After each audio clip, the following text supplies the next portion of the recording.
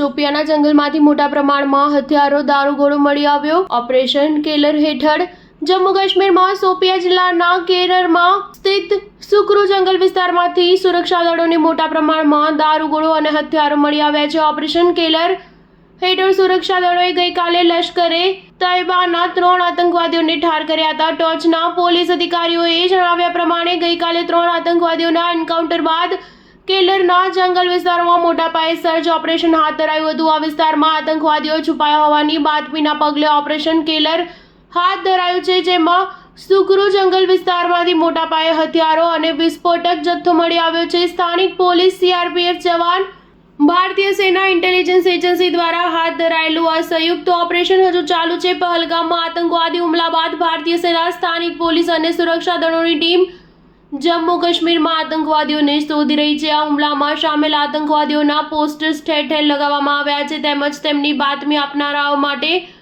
20 લાખ રૂપિયાનું ઇનામ પણ જાહેર કર્યું છે। 22 એપ્રિલના રોજ પહલગામમાં આતંકવાદીઓએ નિર્દોષ 26 લોકોની હત્યા કરી હતી। આ હુમલાખોરોની હજુ સુધી કોઈ ભાળ મળી નથી। સુરક્ષા દળોની ટીમ સમગ્ર કાશ્મીર અને જમ્મુમાં મોટા પાયે સર્ચ ઓપરેશન હાથ ધરી તેમની શોધ કરી રહી છે। સ્ટાર ન્યૂઝ 7 હંમેશા સચ્ચાઈની સાથે।